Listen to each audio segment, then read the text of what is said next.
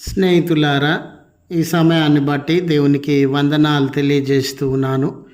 ప్రేమపూర్వకంగా మిమ్మల్ని అందరినీ వాక్య ధ్యానంలోనికి ఆహ్వానిస్తూ ఉన్నాను. రానున్న ఆదివారం కొరకు మనకివ్వబడినటువంటి అంశము త్రిత్వము, ప్రేమ సమాజము, ట్రినిటీ కమ్యూనిటీ ఆఫ్ లవ్. నేటి మానవుడు ఆకాశ మండలంలో ఏ మూలన ఏ గ్రహం ఉంది, దాని యొద్దకు ఏ రీతిగా చేరుకోవాలి అని ఎన్నో ప్రయోగాలను చేసి ఆ గ్రహము మీదికి వెళ్ళడానికి, దాన్ని చేరుకోవడానికి ఆరాటపడుతూ ఉన్నాడు. అక్కడి పరిస్థితులను, వాతావరణాన్ని అర్థం చేసుకోవడానికి ప్రయత్నం చేస్తూ ఉన్నాడు. ఎక్కడో ఆకాశ మండలంలో దూర ప్రాంతంలో ఉన్న గ్రహాన్ని అర్థం చేసుకోవడానికి ప్రయత్నిస్తున్నటువంటి మానవుడు తన ఇంటి పక్కన ఉన్నటువంటి వ్యక్తి దగ్గరకు వెళ్ళి పలకరించలేనటువంటి వాడుగా, బాగోగులను తెలుసుకోలేనటువంటి వాడుగా ఉన్నాడు. చూడండి స్నేహితులారా, దుబాయ్ మహానగరంలో బుర్జు ఖలీఫాను నిర్మించినటువంటి వారుగా ఉన్నారు.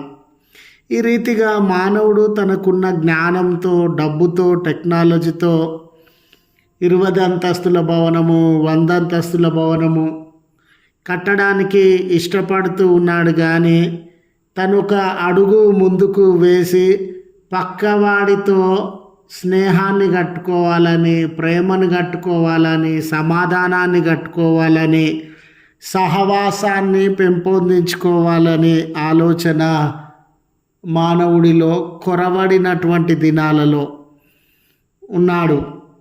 ఇంటర్నెట్ ద్వారా ప్రపంచం అంతటి గురించి తెలుసుకుంటున్నటువంటి మానవుడు తన పక్క వ్యక్తి చచ్చినడా, బ్రతికినడా, ఏ బాధలో ఉన్నాడు, ఏ కష్టంలో ఉన్నాడు అని ఆలోచించలేనటువంటి వాడుగా ఉన్నాడు. ఈ దినాన మన చుట్టూ డబ్బున్నవారు ఉన్నారు, జ్ఞానం ఉన్నవారు ఉన్నారు, ఉద్యోగము ఉన్నవారు, ఇలా సమస్తము కలిగినటువంటి వ్యక్తులను మనం చూస్తూ ఉన్నాం. కానీ తన ప్రక్కనున్నటువంటి వ్యక్తి మీద, ఎదురుగా ఉన్నటువంటి వ్యక్తి మీద ప్రేమ అంటే సమస్తాన్ని కలిగి ఉన్నారు కానీ ఎదుటి వ్యక్తి మీద ప్రేమ లేని వారిగా జీవిస్తూ ఉండడాన్ని మనము గమనిస్తూ ఉన్నాం. నేటి సమాజంలో వ్యక్తుల మధ్య ప్రేమ, సహవాసము, ఐక్యత దూరమై అనేక అనుమానాలు, అపార్థాలు, ద్వేషము, అసూయ, కలహములు, హత్యలు, మత కలహాలు, ఎన్నో దోపిడీ, దౌర్జన్యము, అవినీతి, అన్యాయము, వ్యక్తుల మధ్య ప్రేమ లేకుండా ఈ రకమైన హింస, ఈ రకమైన పక్షపాతము, రక్తపాతము, అనైక్యత ఉండడాన్ని మనము గమనించేటటువంటి వారంగా ఉన్నాం. ఈనాడు సమాజం అంతా దాడులండి, యుద్ధమండి, ఇలాంటి పరిస్థితుల మధ్య మనకి ఇవ్వబడిన అంశము త్రిత్వము, ప్రేమ సమాజము. త్రిత్వ దేవుడు మనకిచ్చుచున్న సందేశం ఏమిటి? త్రిత్వ దేవుడు మనకిచ్చుచు ఉన్న పిలుపు ఏమిటి అంటే, మీరందరూ కూడా ఒక ప్రేమ కలిగిన సమాజంగా ఉండాలి. ఈరోజు మన సంఘంలో యొక్క పరిస్థితులను, సమాజం యొక్క పరిస్థితులను గమనించినప్పుడు ఎందుకు దేవుడు మనల్ని పిలిచినాడండి? ఒకరి ఎడల ఒకరము ప్రేమ కలిగి ఉండాలని, ఒకరితో ఒకరము సహకరించుకోవాలని, ఒకరి పట్ల ఒకరము అన్యోన్యత, అనురాగము, సహోదర భావము కలిగి ఉండాలని దేవుడు మనల్ని పిలిచినటువంటి వేళ నేటి పరిస్థితులను గమనించినట్లయితే ఎన్నో తారతమ్యములు, భేదములు, రాజకీయాలు, కుళ్ళు, కుతంత్రాలు, నిందలు, అవమానము, పరస్పర ద్వేషంతో రగిలిపోతున్నటువంటి పరిస్థితులను దేవుడు తన సంఘంలో ప్రేమ ఉండాలి అని పిలుపునిస్తే ఈనాడు ప్రేమ కరువైనటువంటి దినాలలో మనం ఉండినాం. దేవుడు సమాజంలో ప్రేమ ఉండాలని పిలుపుని అందించినటువంటి వేళ అన్ని ఈర్షలు, అసూయ, ద్వాడులు, ద్వేషములు, రక్తపాతంతో నింపబడిన పరిస్థితులను గమనించేటటువంటి వారంగా ఉన్నాం. ఇలాంటి తరుణంలో త్రిత్వ దేవుడు ఏ రీతిగా మన జీవితంలో ప్రేమమయమైన జీవితములుగా మలచగలడు అనే అంశము మనకు ఇవ్వబడినట్లు గమనిస్తూ ఉన్నాం. స్నేహితులారా, మనమందరము త్రియేక దేవుని అందు విశ్వాసం ఉంచినటువంటి వారము. మన దేవుడు తండ్రి, కుమార, పరిశుద్ధాత్మ దేవుడుగా ఉండినాడు. మనము బైబిల్ గ్రంథాన్ని అర్థం చేసుకున్నప్పుడు దేవుడు ఈ ముగ్గురిగా, తండ్రి అయిన దేవుడుగా, కుమారుడైన దేవుడుగా, పరిశుద్ధాత్ముడైన దేవుడుగా మనము లేఖనాలలో గమనించగలుగుతాం. ఈ త్రిత్వ దేవుని అందు స్నేహితులారా ఐక్యతను మనం గమనించగలుగుతాం. అలాగుననే భిన్నత్వాన్ని మనం గమనించగలుగుతాం. త్రిత్వ దేవుడు ఐక్యంగా ఉన్నాడు, ప్రేమ కలిగినటువంటి వాడుగా ఉన్నాడు. ఒకరితో ఒకరు సహకరించుకోవడము, ఒకరితో ఒకరు ప్రోత్సాహపరచుకోవడము అనేది త్రిత్వ దేవునిలో మనము గమనిస్తాం. అదే రీతిగా వారిలో భిన్నత్వము కూడా గమనించేటటువంటి వారంగా ఉన్నాం. త్రిత్వమునందు ఐక్యత, సహవాసము, సమాన గౌరవము, మర్యాదలు, సమాన స్థాయి, ఒక కార్యము అందరూ కలిసి సహకరించుకోవడము మనము గమనించగలుగుతాం. త్రిత్వ దేవుడులో ఇవన్నీ గొప్ప లక్షణాలండి. ఇవన్నీ పాజిటివ్ యాక్టివిటీస్ అన్నిటిని కూడా మనము గమనించగలుగుతాం. ఎప్పుడైతే త్రిత్వ దేవుణ్ణి మాత్రమే మనం విశ్వసించకుండా త్రిత్వ దేవునిలో ఉన్నటువంటి గుణ విశేషములను, త్రిత్వ దేవుడు ఎటువంటి గుణములను కలిగిన వాడు, ఎటువంటి ఆలోచనలను కలిగినటువంటి వాడు, ఆయనలో ఎటువంటి స్వభావం ఉంది అని మనం అర్థం చేసుకొని ఆ స్వభావాన్ని మనం ధరించుకొని ఈ లోకంలో జీవించినట్లయితే స్నేహితులారా, మనమందరం కూడా ప్రేమ కలిగిన సమాజంగా ఉండగలము. చూడండి, లేఖనాలలో మనము గమనించినప్పుడు తండ్రి జరిగించే ప్రతి కార్యమునందు కుమారుడు ఉండినాడు, పరిశుద్ధాత్ముడు కూడా ఉండినాడు. వారి యొక్క సహకారము ఉండింది. అలాగునే కుమారుడు, పరిశుద్ధాత్మ జరిగించే ప్రతి కార్యంలో తండ్రి సహకారం కూడా ఉండింది.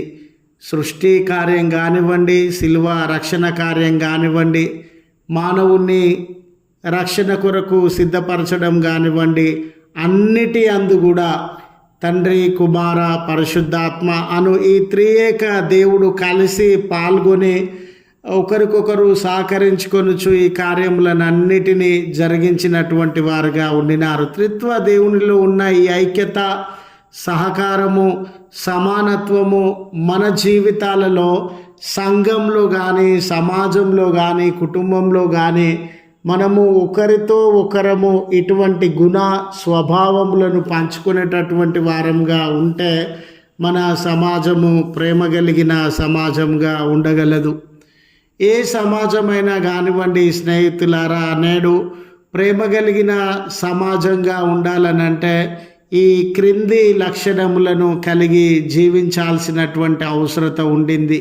ప్రతి ఒక్కరు కూడా త్రిత్వ దేవుని నుండి వీటిని అంగీకరించి వీటిని వెంబడించేటటువంటి వారుగా ఉంటే ప్రేమ కలిగిన సమాజము స్థాపించడం అనేది సులభతరం అవుతా ఉంది. చదవబడిన లేఖన భాగమునందు పాత నిబంధన పాఠ్య భాగము ఆదికాండము 18వ అధ్యాయం మొదటి 15 వచనములను గమనించినప్పుడు అక్కడ త్రిత్వ దేవుడు, ఆదాము గారు, అబ్రహాం గారు వారి మధ్య జరిగించబడిన అతిథి సత్కారములను అంగీకరించడాన్ని, ఆతిథ్యం ఇవ్వడాన్ని మనం మాదిరిగా చేసుకొని మన సంఘం ఎడల, ఇరుగు పొరుగు వారి ఎడల, తోటి విశ్వాసుల ఎడల ఈ అంగీకరించే స్వభావాన్ని, ఆతిథ్యం ఇచ్చే స్వభావాన్ని మనం కనబరిచినట్లయితే ప్రేమ సమాజముగా రూపొందగలము. చూడండి స్నేహితులారా, యూరప్ దేశాలకు బానిసలుగా తీసుకురాబడిన తెల్ల జాతీయులను వీళ్ళు బానిసలు కదా అని అంగీకరించకుండా, వాళ్ళ బాగోగులను చూడకుండా వారిని వెలివేయడం వలన ఆస్ట్రేలియా దేశము ఏర్పడిందండి. యూరప్ దేశాలు తెల్ల జాతీయులు అంటే తెల్ల జాతీయులుగా ఉండి బానిసత్వంలో ఉన్నటువంటి వారిని వెలివేయడం వలన ఆస్ట్రేలియా ఏర్పడింది. నల్ల జాతీయులుగా ఉన్నటువంటి వారిని వెలివేయడం వలన వెస్టిండీస్ ఏర్పడినట్లు మనము గమనించగలుగుతాం. దీని అర్థం ఏంటంటే అప్పుడున్న సమాజము బలహీనులుగా ఉన్నవారిని, బానిసత్వంలో ఉన్నవారిని, ఆకలి దప్పికలతో ఉన్నటువంటి వారిని, లేక చదువు విషయంలో కానీ, ఆస్తిపాస్తుల విషయంలో కానీ, గౌరవ మర్యాదల విషయంలో కానీ, అధికార విషయంలో కానీ బలహీనులుగా ఉన్నటువంటి వారిని, అవసరతలో ఉన్నటువంటి వారిని, అక్కరలలో ఉన్నటువంటి వారిని అంగీకరించక వారిని తృణీకరించే స్వభావము, వెలివేసే స్వభావము ఆనాటి యూరప్ ఆ రీతిగా కలిగి ఉండినట్లు మనము గమనించగలుగుతాం. చదవబడిన లేఖన భాగమందు మహోన్నతుడైన దేవుడు సామాన్యమైన మానవుణ్ణి అంగీకరించుచు ఉన్నాడు. దేవుని యొక్క ర్యాంకు వేరే, దేవుని యొక్క ఎసెన్స్ వేరే, దేవుని యొక్క ప్రతిభ, పాఠవాలు, పరిశుద్ధత వేరే, మానవుని యొక్క ఎసెన్స్ కానీ, మానవుని యొక్క ప్రతిభ, పాఠవాలు కానీ, మానవుని యొక్క పరిశుద్ధత కానీ వేరే. దేవుని కంటే ఎన్నో రెట్లు తక్కువ స్థాయిలో ఉన్నటువంటి మానవుణ్ణి దేవుడు అంగీకరించేటటువంటి వాడుగా ఉన్నాడు. ఈరోజు స్నేహితులారా, దేవుడు నిన్ను అంగీకరిస్తూ ఉన్నాడు, నన్ను అంగీకరిస్తూ ఉన్నాడు. నీలో ఎన్నో లోపములు ఉండవచ్చు, నాలో ఎన్నో లోపములు ఉండవచ్చు. అయినా కూడా ఆయన నిన్ను నన్ను అంగీకరించడానికి సిద్ధంగా ఉన్నటువంటి దేవుడు. అలాంటి తరుణంలో నీ ప్రక్కనున్నటువంటి వ్యక్తిని రాజకీయం పేర, ముఠాల పేర, కక్షల పేర, గుంపుల పేర మనము అంగీకరించకుండా వెలివేసి బాధపరిచే వారంగా, నిందలు మోపే వారంగా, పరువు తీసే వారంగా, కష్టపెట్టే వారంగా, బాధ పెట్టే వారంగా, తృణీకరించేటటువంటి వారంగా ఈ లోకంలో జీవిస్తూ ఉన్నాం. ఈ రకమైన స్వభావము మనలో ఉన్నన్ని రోజులు మనం ప్రేమ కలిగిన సమాజాన్ని, దేవుడు ఆశించుచున్నటువంటి సంఘాన్ని ఈ భూమి మీద నిర్మించలేము స్నేహితులారా. దేవుడు ఏ రీతిగా మనల్ని అంగీకరిస్తూ ఉన్నాడో, లేక దేవుడు ఏ రీతిగా అబ్రహామును అంగీకరించినాడో మనము ఇతరులను అంగీకరించేటటువంటి వ్యక్తులుగా ఉండాలి. అబ్రహామును అంగీకరించడానికి ఆయన గొప్ప స్థితిలో ఉన్నటువంటి వాడేం కాదు. ఆయన ఒక సామాన్యమైనటువంటి టెంటులో కాపురం ఉంటున్నటువంటి వాడు. ఆయనకి స్థిర నివాసం లేదు, సొంత దేశము, సొంత గృహము, సొంత ఆస్తిపాస్తులు, సొంత రాజ్యము, నేషనాలిటీ, ఐడెంటిటీ, నేమ్, ఫేమ్ ఏమీ లేకుండా అతి సాధారణమైన జీవితాన్ని జీవిస్తూ ఉన్నప్పుడు అతని యొద్దకు త్రిత్వదేవుడు వచ్చి ఉన్నట్లు మనము గమనిస్తూ ఉన్నాం. దేవుడు తన ర్యాంకు కంటే తక్కువగా ఉన్న వ్యక్తి దగ్గరనే ఆయనను అంగీకరిస్తూ ఉన్నాడు. ఆయన ఇచ్చేటటువంటి ఆతిథ్యాన్ని, ఆయన ఇచ్చేటటువంటి పిలుపును గౌరవించేటటువంటి వాడుగా ఉన్నాడు. అబ్రహాం గారి జీవితాన్ని కూడా మనము గమనించినట్లయితే ఆయన ఆతిథ్యము పట్ల పొరుగువారికి, లేక దిక్కులేనటువంటి వారికి, ఆకలి దప్పికలతో ఉన్నటువంటి వారికి, అవసరతలలో ఉన్నటువంటి వారికి, అలసి సొమ్మసిల్లి జీవించుచున్నటువంటి వారికి ఆతిథ్యము ఇవ్వడానికి, వారిని అంగీకరించడానికి ఆయన కూడా సిద్ధంగా ఉండినట్లు మనము గమనిస్తూ ఉన్నాం. ఆ ప్రాంతంలో 3 వ్యక్తులు ప్రయాణమై వెళ్ళడాన్ని అబ్రహాం గారు చూసినటువంటి సందర్భంలో ఆ ప్రాంతంలో విపరీతమైన వేడి ఉంటుందండి. త్రాగడానికి నీళ్లు కూడా ఎక్కడ పడితే అక్కడ దొరకనటువంటి పరిస్థితి. ఆ ఎండలో నడిచి వచ్చుచున్న వ్యక్తులు అలసిపోయినారేమో, దప్పికవుతుందేమో, ఆకలి అవుతుందేమో, నేను వారికి అంగీకరించాలి, వాళ్ళు ఒంటరివారుగా ఉన్నారేమో, దిక్కులేని వారుగా ఉన్నారేమో, ఏ రకమైన ఆహార పదార్థములుగా లేనటువంటి వారుగా ఉన్నారేమో, వారిని ఆదరించాలి, భోజనము పెట్టాలి అనే వారి యొద్దకు వెళ్ళి, మొదట అబ్రహాం గారికి వీళ్ళు దేవుడని తెలియకపోవచ్చండి, వీరు ప్రత్యేకమైన అతిథులని తెలియకపోవచ్చండి. ఆయన సామాన్యమైన ప్రజలుగానే మరి బాటసారులుగానే భావించి ఈ అవసరతలో ఉన్నటువంటి వారిని నేను అంగీకరించాలి, వారికి ఆతిథ్యం ఇవ్వాలి అనే మనసు కలిగినటువంటి వాడిగా ఉన్నాడు. తన భార్య యొద్దకు వెళ్ళి భోజనం సిద్ధపరచవలసినదిగా చెబుతూ మాంసము, పాలు, పెరుగు ఇక రాజభోజనములన్నిటినీ ఆయన సిద్ధపరిచినాడు. ఆతిథ్యం ఇవ్వడంలో ఏం గొప్పతనం ఉందండి? మన దగ్గర అన్ని వస్తువులు ఉన్నప్పుడు ఆతిథ్యం ఇవ్వచ్చు అని మనము తలపోస్తూ ఉండవచ్చు. కానీ అప్పటికి అబ్రహాము వయసు 100 సంవత్సరాలు, అతని భార్య అయిన శారా వయసు 90 సంవత్సరాలు. 100 సంవత్సరాల వ్యక్తి, 90 సంవత్సరాల వ్యక్తి కలిసి ఆతిథ్యం ఇవ్వడం అనేది అంత సులువైన విషయము కాదు. ఆ బాధ్యతను వాళ్ళ పనివారికి కూడా అప్పగించలేదండి, వాళ్ళే స్వయంగా జరిగించేటటువంటి వారుగా ఉన్నారు. ఈ రీతిగా తగ్గింపు, ఎదుటివారి వ్యక్తి యొక్క అవసరత ఆలోచించగలిగి, వారి మీద ప్రేమ చూపించగలిగి, సహాయం కలిగి ఏ రకమైన ఆలోచనలు, ప్రవర్తన, జీవిత విధానం మనం కలిగి ఉన్నప్పుడు ప్రేమ సమాజంగా జీవించగలము. అదే రీతిగా స్నేహితులారా, ప్రేమ కలిగిన సమాజాన్ని మనం నిర్మించాలనుకుంటే పంచుకునే లక్షణాన్ని మనం కలిగి ఉండాలి, లేదా నూతనపరచబడిన మనస్తత్వాన్ని మనం కలిగి ఉండాలి. ప్రతి మనిషి జీవితంలో కూడా యేసు ప్రభుల వారి నందు విశ్వాసం ఉంచిన తర్వాత అతడు నూతన వ్యక్తిగా మారిపోతాడు. మారు మనసు పొందిన వ్యక్తిగా, రక్షణ పొందినటువంటి వ్యక్తిగా మారిపోతాడు. ఈ లోక సంబంధమైనటువంటి జీవితం నుండి, పాత జీవితం నుండి, పాప జీవితం నుండి అతడు బయటికి వస్తాడు అని మనం విశ్వసించేటటువంటి వారంగా ఉంటాం. ఎప్పుడైతే యేసు ప్రభువును మనము రక్షకుడిగా అంగీకరించినామో మన జీవితం నూతనపరచబడిందని, మన స్వభావము నూతనపరచబడిందని మనము భావించేటటువంటి వారంగా ఉంటాం. మన పాత జీవితాలలో మనం కోపం కలిగిన వారంగా ఉన్నామేమో, ద్వేషం కలిగిన వారంగా ఉన్నామేమో, ఓర్వలేనటువంటి వారంగా ఉన్నామేమో, కపట స్వభావం కలిగి కలహములు, జగడములకు పెద్దపీట వేసేటటువంటి వారంగా ఉన్నామేమో, అన్యాయము, అక్రమము చేయడానికి, ఇతరులను ఇబ్బంది పెట్టడానికి ఇష్టపడినటువంటి వారంగా ఉన్నామేమో.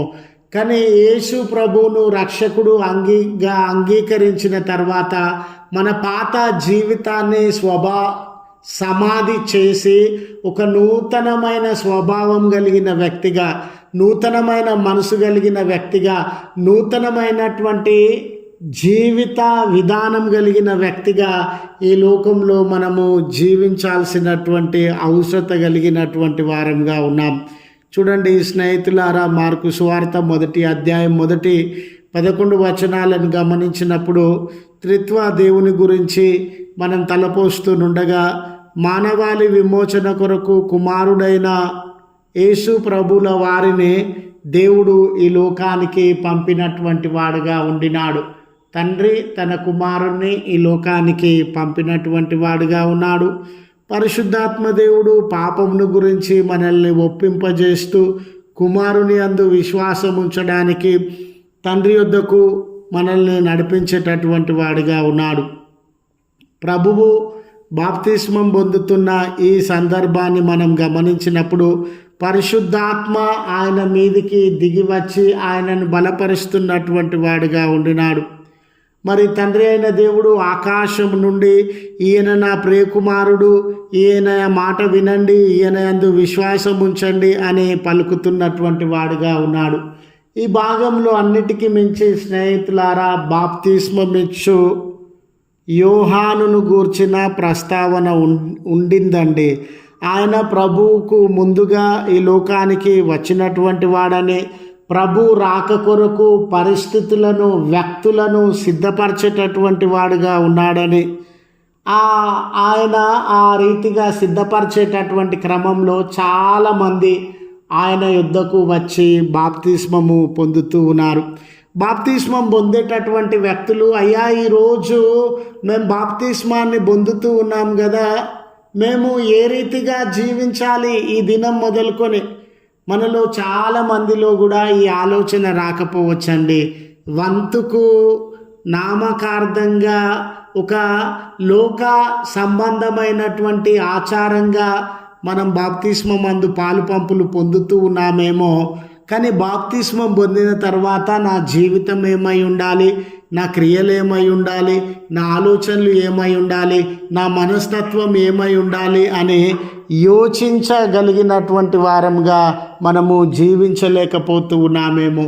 కానీ కొంతమంది బాప్తిస్మం ఇచ్చి యోహాను దగ్గరికి వచ్చి, అయ్యా మేము బాప్తిస్మం పొందిన తర్వాత మేమేం చేయాలి, మేము ఏ రకమైన జీవిత విధానాన్ని కలిగి ఉండాలి అని ఆయనను అడుగుతూ ఉన్నట్లుగా మనము గమనిస్తూ ఉన్నాం.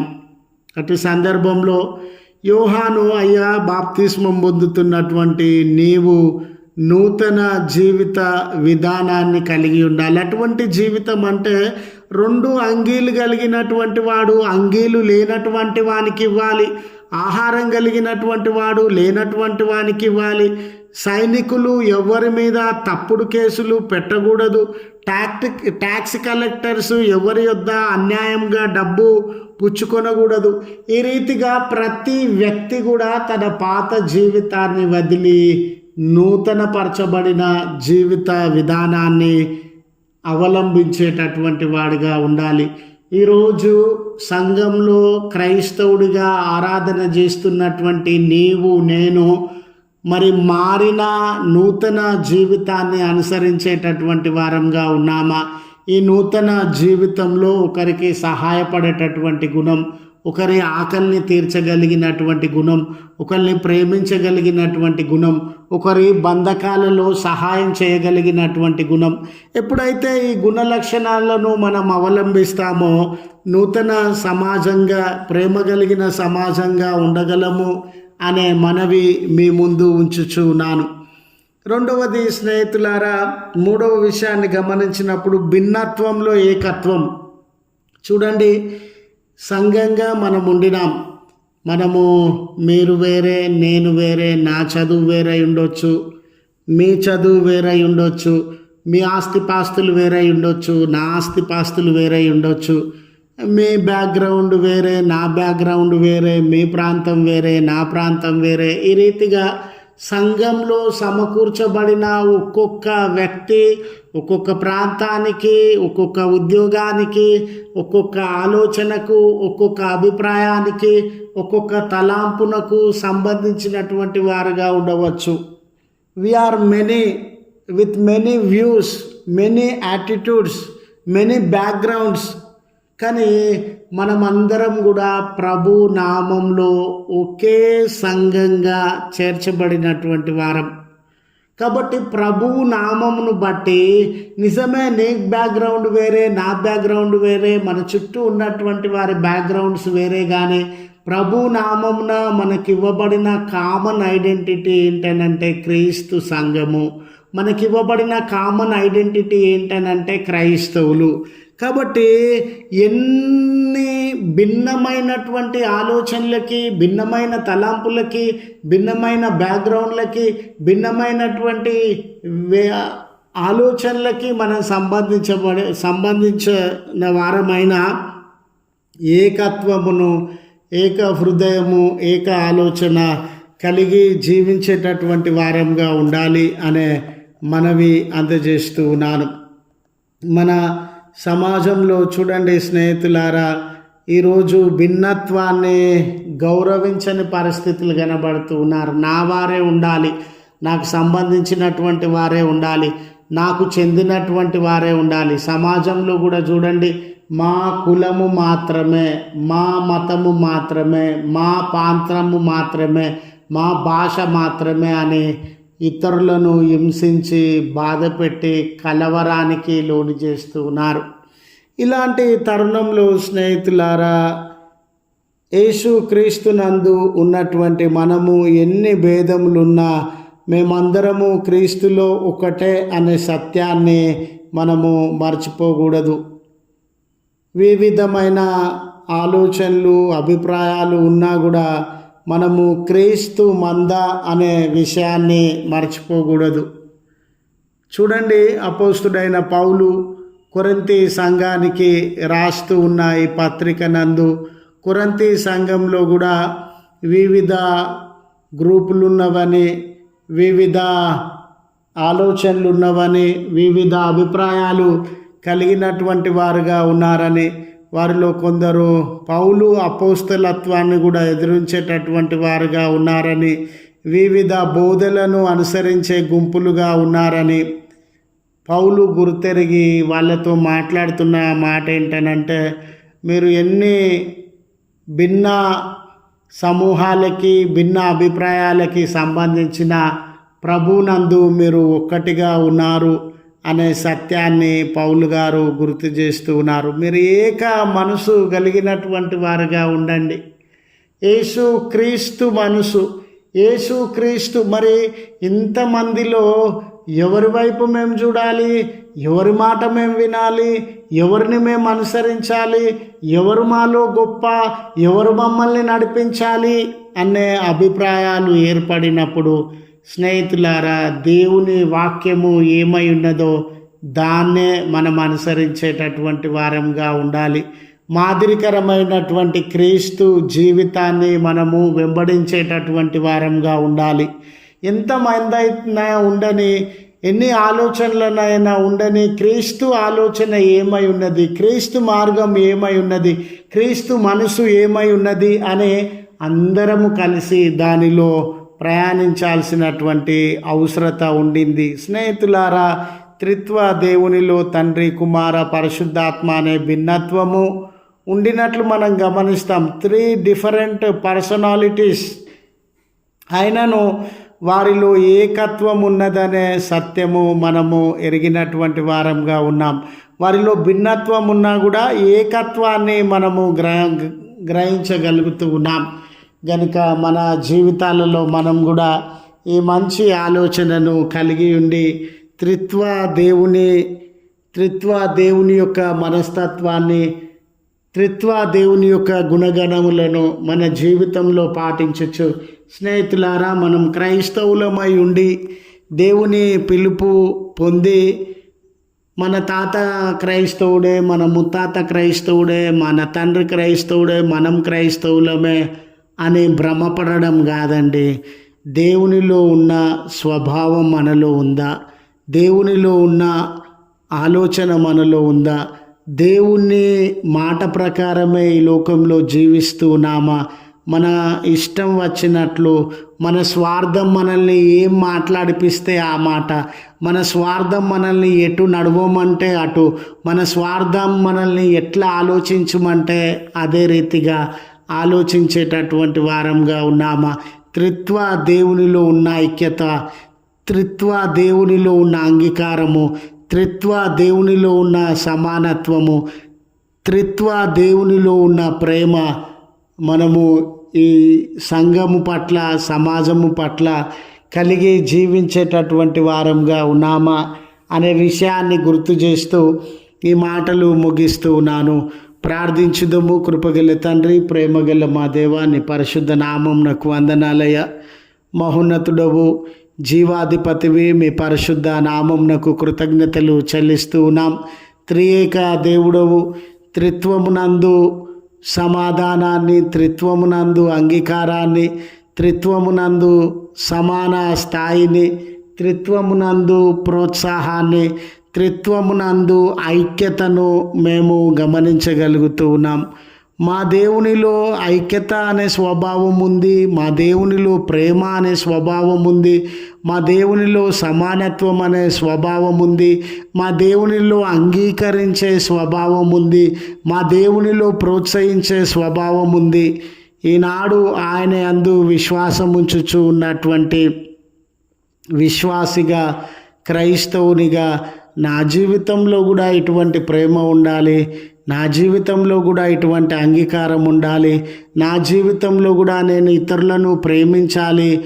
ఇతరులతో నాతో వారు సమానమైన వారుగా గుర్తించాలి అనే మంచి గుణములను మేము కలిగి ఉండి ప్రేమ కలిగిన సంఘాలను, ప్రేమ కలిగిన సమాజాన్ని స్థాపించడానికి మమ్మల్ని మీ పనిముట్లుగా వాడుకొనుమని క్రీస్తు పేరట వేడుకొనుచు ఉన్నాము తండ్రి.